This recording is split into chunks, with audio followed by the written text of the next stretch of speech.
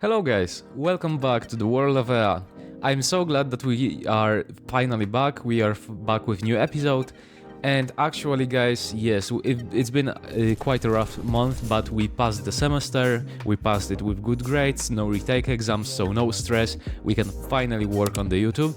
And actually guys, just saying, from now on we will be able to finally publish some YouTube shorts, some TikToks actually. If you want to see the accounts, they are below. Yeah, so going back to the video, it's our second video about desert and steppes, and in this new take we travel all the way to the other side of the world, to the biggest desert on the planet, and steppes and desert that are connected to the biggest mountain range also. But another news, it's our first video when we actually officially establish a race in our project. First race that is actually there besides humans is Drukharii.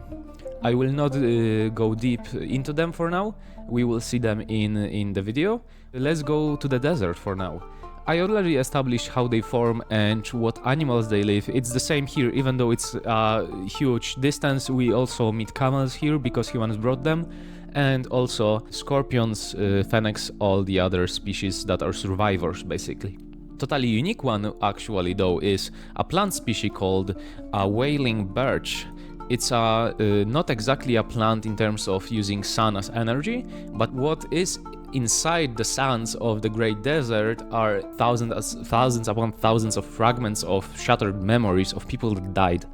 And basically this sorrow, this anguish, those all energies just stayed, and that's what's been feeding those plants basically. They wail, they cry, and this cry can be heard miles upon miles from their actual place, and they emanate. The closer you get to the plant, the more you actually start losing yourself, losing your own sense of identity, because what you get in your head is like memories of actual human beings or other beings that just died there. You see their entire life up to the point of death, because those memories want to be told basically. That's how it works. The plant itself, as I said, is using this psychic energy, and actually yes, you can be a prey to it if you come too close to it.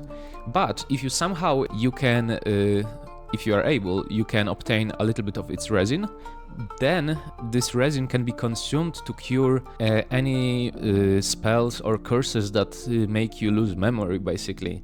If it's mild curse, let's say, it can cure powerful ones also, but not like, mind wipe or something, basically making you lobotomized. No, it's not that powerful to just reconstruct your entire nervous system inside your brain. It's not that powerful. Also, Drukharii use those plants to communicate with the dead. Not actually Drukharii, because Drukharii is just, let's say, a nation of this race, but other group of tribes which Drukharii are at war with, religious war. Shamans or necro wizards use the wood from wailing birches to form specific obols, coins, and those coins are then in turn exchanged with the dead for specific information, because there's nothing better for already dead, deceased, than just, a memory of living.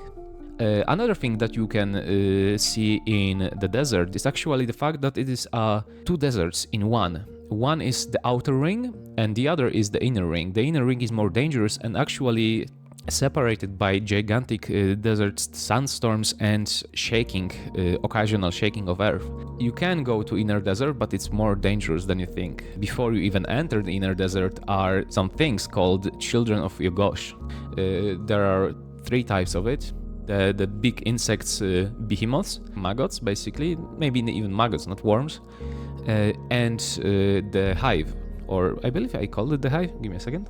Oops, no, it's the swarm, but also they are something, as I said, they are Yogosh children. What does it mean, Yogosh? Yogosh is actually a religious term used in the Drukharii society to describe something or someone's called Yogotal and Geshug. They are the god worms of the sun god Besharran. So thankfully, finally, I can give you some lore. Drukharii are nomadic tribes that live under the sun god Besharran, which is the sun. They worship it and they live by the rules of the desert. The sun god's sons, one is called Yogotal, which represents the sun, and other one is called Geshug, which represents the night. And they represent eternal cycle and all their foundation of all the rules, the two sons of the god sun. And also, they are not living beings. You cannot, for now, at least we humans we never encountered one. We never speculated they are even real because they are just too great, too powerful. But what we speculate is that there is something connected to them, to the belief system of sun religion of Drukharii.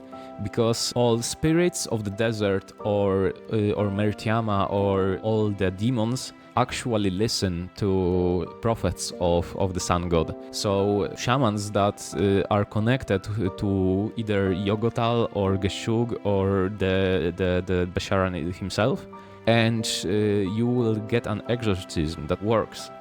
We do have spiritual evidence of their power, at least. We also have been training our own mages to use the sun god's blessings. What else? What else we can meet on the desert? Another thing that we can meet on the desert is something called, as I said, Mertiama. Mertiama are another spirit animal. We do not actually know exactly how they look like. Many of the stories depict them as just weird floating squids or octopus or other marine animals. They represent marine life in the most hot region on Earth. And also they are the only ones that actually fight back in terms of exorcisms, in terms of encountering two spiritual beings at once. If you encounter some spirits of the Besharran and Mertiama, they will actually fight. Mertiama will actually resist and fight before getting finally exorcised. It's weird, but we do not have exactly an idea why. What we actually know though, every encounter that we had with Mertiama in the inner ring made us just lose memory, basically. All people that experienced Mertiama became lobotomized in short period of time. They lose themselves. We know about their existence from Drukharii themselves, that they depict them as demons, as something not to be trusted, but also from when we finally brought mages there, especially from Watercast, Mertiama became more aware of us and we actually made a contact with the beings. And also they are their own religious followers in terms of people of Drukharii. There is currently a religious war of Drukharii people that live on the equinox of two rings, of the inner and outer ring, and all the Drukharii that live in the inner ring. The inner ring is dominated, of course, by Besharran and the sun religion, but all other places in the Great Desert are more towards the Mertiama. For now, we do not have more information about Mertiama besides the fact that they show themselves or emanate their power more in places where people lost their lives, in terms of in places of great disasters, and also they have some weird affinity to people that been betrayed. That's it in terms of what we know about them. Also, another, let's go to steps for now. You can find here every common healing or spiritual herb, but what we have here is a weird rodent, which is called a whoosher. Whooshers are rodents that actually fly, which is so funny, for me at least. When I first encountered one, it was so weird to see those rodents just fly from their dens and just dive back down to another one that was hidden. What they actually are just rodents that just have a lot of tunnels that are formed in a way that helps them propel themselves via weird pattern that they have on their backs. And also one nest can be actually a really big number.